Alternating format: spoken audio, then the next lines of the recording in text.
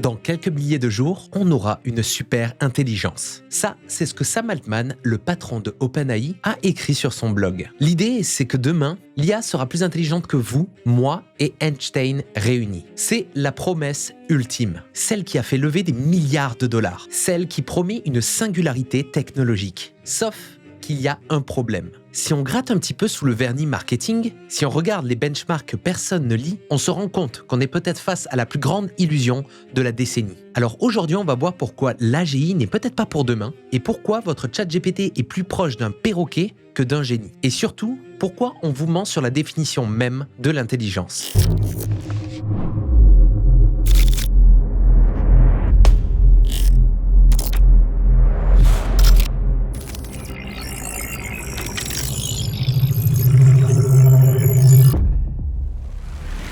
Commençons par la base. L'AGI, c'est quoi? Eh bien, c'est un petit peu flou et c'est fait exprès. AGI signifie Artificial General Intelligence, ou en français, l'intelligence artificielle générale. Une IA qui, par définition, pourrait apprendre, comprendre, raisonner, résoudre, créer aussi bien qu'un humain et dans n'importe quel domaine. Et ça, ça fait fantasmer. Dans ce rêve techno, Elon Musk nous dit que l'AGI rendra le travail optionnel, que l'argent deviendra inutile. Sam Altman parle carrément de redistribuer les profits de l'IA à toute l'humanité, comme une sorte de revenu universel sponsorisé par les machines. My prediction is that work will be optional.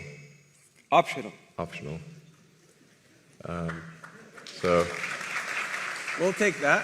Certains promettent qu'on n'aura plus besoin de réfléchir, plus besoin de médecins, plus besoin de codeurs, de livraisons et voire même de professeurs. Mais attends, qui décide que l'AGI est arrivée? On se base sur quoi? Une citation? Une sensation? Un benchmark? Bien spoiler, parfois, ce n'est juste qu'une ligne dans un contrat. Dans le contrat OpenAI-Microsoft, l'AGI est définie quand OpenAI aura atteint 100 milliards de dollars de profit. Oui, pas quand l'IA va devenir consciente, pas quand elle bat un humain à tout, mais quand elle génère du cash. Une IA plutôt économique que divine. Même Dario Amodei, CEO de Anthropic, le dit. AGI n'a jamais été un terme bien défini. C'est un terme marketing. Et le but du jeu, c'est de déplacer le poteau de but dès qu'on s'en approche. Et là, tout est dit. Sortons du business et parlons vrai. Parlons de Yann LeCun, le patron IA chez Meta qui a reçu, mesdames et messieurs, le prix Turing. Eh bien, LeCun dit que les modèles comme GPT-4 sont des impasses, des perroquets statistiques avancés. Pourquoi? Bien, c'est tout simple. Parce que la seule chose que sait faire un LLM, c'est prédire le mot le plus probable. C'est un système 1 de la pensée, pur et rapide, mais sans la profondeur du système 2, la logique, le raisonnement et la planification. Regardez, un enfant de 4 ans a appris à travers le monde réel. Il a vu des objets tomber, il a senti, manipulé, expérimenté. Il a développé une compréhension de la physique intuitive et de la causalité. Un LLM, lui, comme ChatGPT, a juste vu le mot tomber à côté du mot stylo. Et ça, dans 100 000 textes. Il ne sait pas ce que c'est en quelque sorte la gravité. Il ne la ressent pas véritablement. Il n'a aucune modélisation du monde réel. Il prédit juste le mot d'après. Donc il est excellent pour la syntaxe, mais vide de sens profond. Et ça, c'est l'argument un petit peu central. Et justement, parlons de mémoire humaine contre mémoire artificielle. Parce que c'est là que l'IA devrait être utile. Capturer nos pensées, pas les remplacer. Depuis quelques mois, j'utilise le Plod Note. C'est un enregistreur vocal avec IA intégré. Et contrairement au LLM qu'on est en train de décortiquer aujourd'hui, lui, il sert qu'à une chose, capturer l'intelligence humaine, pas la simuler. Je vais vous donner un exemple concret. J'écris actuellement mon prochain livre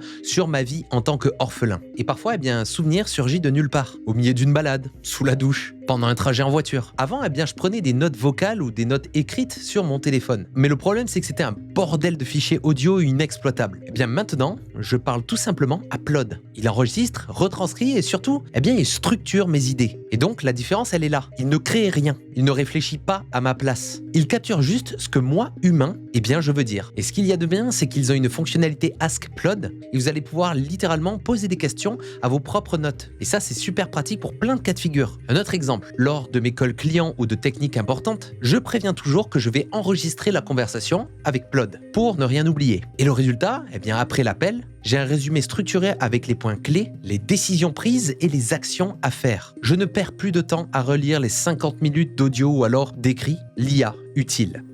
Pas celle qui prétend être consciente, celle qui booste ton intelligence sans la remplacer. Alors si ça vous intéresse, le lien est dans la description. Alors maintenant, revenons à nos moutons. Est-ce que les IA super intelligentes peuvent vraiment penser? On nous vend des performances de fou. O3, le modèle par OpenAI, fait des scores de malade. Eh bien, sur le benchmark Arc AGI 1, il atteint 75%. Mais à quel prix? Une tâche coûte entre 170 et 200 $. Un humain le fait pour quoi? 5 $? Alors ouais, l'efficacité n'est absolument pas là. François Chollet, pour contrer la triche par l'entraînement, a sorti Arc AGI 2 en mars 2025. Plus dur, plus juste. Eh bien, résultat, O3 s'effondre à 4%. Alors ouais, en fait, il n'avait rien compris à ce test, il l'avait juste appris par cœur. Seul Gemini 3.0 Deepthink qui vient récemment de sortir sauve un petit peu les meubles, 45%. Mais c'est encore très loin d'être un génie. On est au niveau d'une très bonne calculatrice, pas d'un penseur. Mais d'ailleurs, Arc AGI, c'est quoi? C'est un test de logique visuelle, un benchmark créé donc par François Chollet pour évaluer si une IA peut raisonner abstraitement. Elle doit comprendre des motifs, détecter des règles, généraliser, pas juste recracher une base de données. Et Arc AGI 2 alors, c'est quoi? Eh bien, comme je vous l'ai dit, c'est la nouvelle version. Plus compliquée pour l'IA, tout simplement parce qu'elle ne l'a jamais vue. Là où les anciennes pouvaient tricher en ayant déjà vu les réponses, Arc AGI 2 expose un petit peu la vérité. Sans compréhension réelle, bien les scores s'effondrent. Mais alors combien ça coûte pour entraîner un modèle comme GPT-4? Eh bien c'est plus de 50 gigawatts-heure. Ça paraît énorme? Eh bien c'est assez pour alimenter la ville de Paris pendant presque 2 jours. Tout ça pour générer du code et des poèmes? Mais remettons ça en perspective. À l'échelle mondiale, les data centers liés à l'IA ne représentent encore qu'une fraction minuscule de la consommation d'électricité globale. Selon l'AIE, toutes les IA combinées consomment moins que l'éclairage résidentiel mondial. Donc toutes les personnes là qui crient à l'apocalypse et que c'est une catastrophe écologique, non,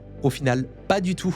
Pour vous donner une idée un petit peu plus palpable, 1 heure de scroll sur TikTok ou Instagram, pour de milliers de gens en simultané, consomme bien plus qu'un entraînement d'un modèle comme GPT-4. Pareil pour les voitures individuelles, ou pareil pour les vidéos que vous regardez sur YouTube en 4K, comme celle-là. Alors non, l'IA ne va pas plonger toute la planète dans le noir.